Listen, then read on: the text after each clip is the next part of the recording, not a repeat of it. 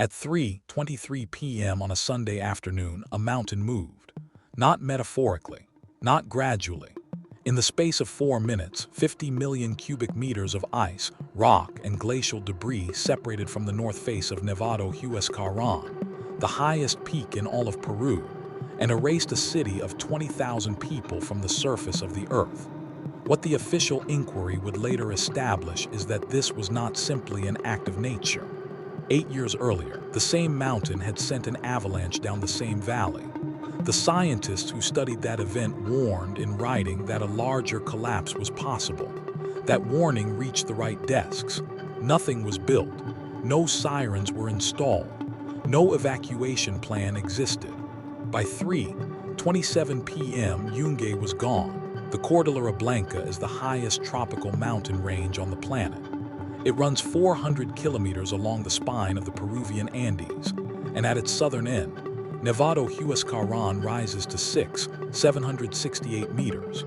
Its north peak, Pico Norte, is a wall of glaciated rock that has been accumulating ice and internal pressure for centuries.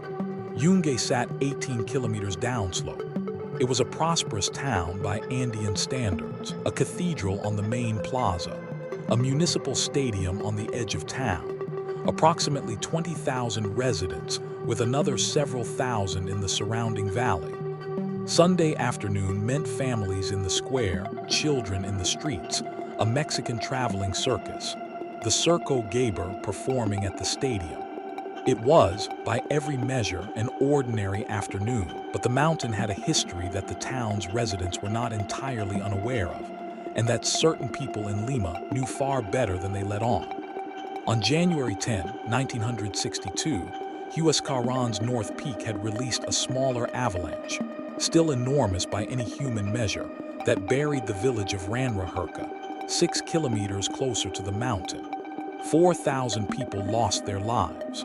The Peruvian government commissioned studies. International glaciologists reviewed the site. Their conclusion, documented in Peruvian technical reports and in papers circulated through international geological networks, was unambiguous. The 1962 event had not emptied the unstable ice mass on Pico Norte. A larger collapse remained possible. The entire valley below, including Yungay, sat within the potential runout zone. No early warning system was ever constructed. No evacuation routes were marked. No monitoring station was positioned on the peak. Yungay remained where it had always been, directly in the path, with no mechanism to tell its 20,000 residents that the mountain above them had been building pressure for 8 more years. And here is where the situation changed completely. At 3:23 p.m. on May 31, 1970, the Nazca Plate slipped beneath the South American Plate approximately 35 kilometers off the coast of Chimbo, a magnitude 7.9 rupture at 45 kilometers depth. The energy radiated inland at speed. The earthquake reached the Cordillera Blanca in seconds. What the seismic shaking did to Pico Norte was not unpredictable. It was, in fact, almost exactly what the 1962 investigators had warned could happen. The sustained vibration shattered the bond between a section of the North Glacier and the rock beneath it. Approximately 50 million cubic meters of ice, granite, and compacted debris, a mass later estimated by USC's geologist George Plafker at roughly equivalent to 30,000 Olympic swimming pools stacked solid, detached from the face at an elevation of 500 meters. It did not fall. It flew. The upper section of the avalanche became partially airborne. Trapped air beneath the leading edge of the debris acted as a cushion, dramatically reducing friction and allowing the mass to accelerate far beyond what sliding rock alone could achieve. Plafker and Erickson, conducting fieldwork at the site weeks after the event, calculated the peak velocity in the upper reaches of the valley at between 200 and 335 kilometers per hour. 235 kilometers per hour is roughly the cruising speed of a propeller aircraft. That was the speed of the debris wave heading toward Yungay.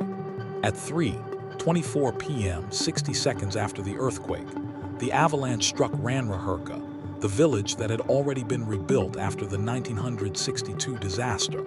It was gone in under a minute.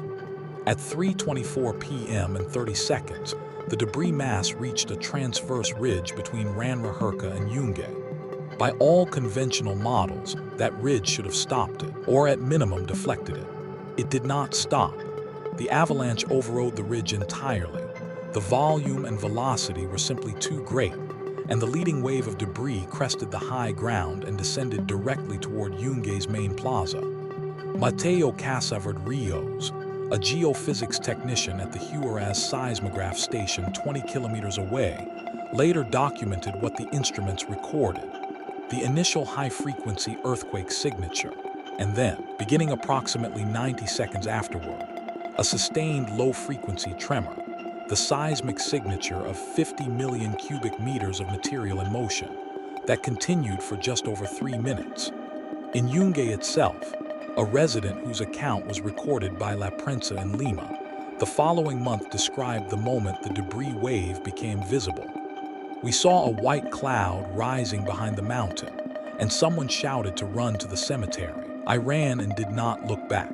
The noise was like nothing I had ever heard, not like the earthquake, but a deeper sound like the earth itself was breathing." The cemetery, Campo Santo, was a small knoll on the northern edge of Yungay, rising perhaps 25 meters above the town floor. It was the highest ground within reach. At 3:27 p.m., the debris wave reached Yungay's main plaza. The 4 palm trees that had lined the old plaza were still standing. Everything else was buried under 10 meters of rock and ice. The scale of what happened at Yungay on the afternoon of May 31, 1970, is genuinely difficult to hold in the mind. Approximately 18,000 people lost their lives in Yungay alone in under 4 minutes. In Ranraherka, an additional 2,000 to 4,000 perished. Across the broader earthquake zone, stretching through the Ancash and La Libertad regions, the total number of lives claimed reached approximately 74,000, with a further 25,000 people listed as missing, many of them never recovered from beneath the debris. To offer a sense of scale, the debris field that covered Yungay was deep enough to completely submerge a 5-story building. The mass of material was later compared, in Plafker's analysis, to the volume of Hoover Dam multiplied by more than 40. Approximately 92 people survived by reaching Campo Santo in time. A further 300 or so were outside the town's boundaries when the avalanche struck, in the fields, on the road, elevated above the debris path. Among those who survived were a number of performers from the Circo Gaber.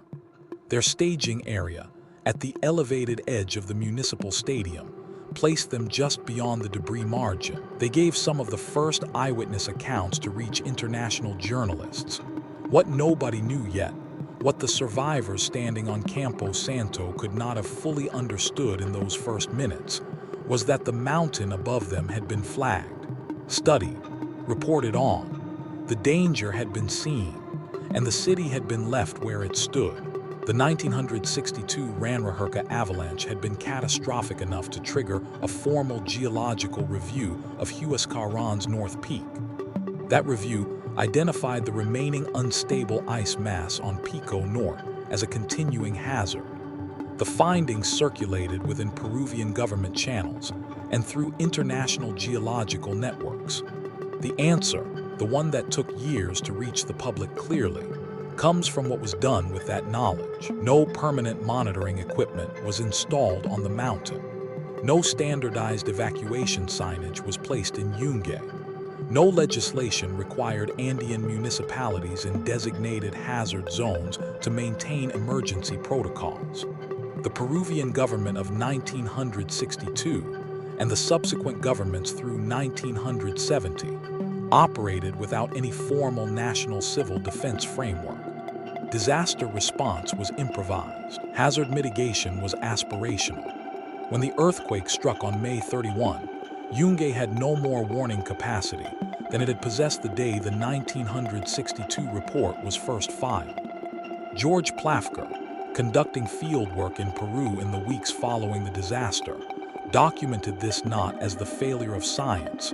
The science had been correct, but as the failure of the institutional chain between scientific knowledge and protective action. His 1978 analysis, co-authored with George Erickson and published in the foundational volume Rockslides and Avalanches, became the definitive technical account of the event and established the Yungay debris avalanche as the primary case study for high-mobility mass movements in glaciated terrain worldwide.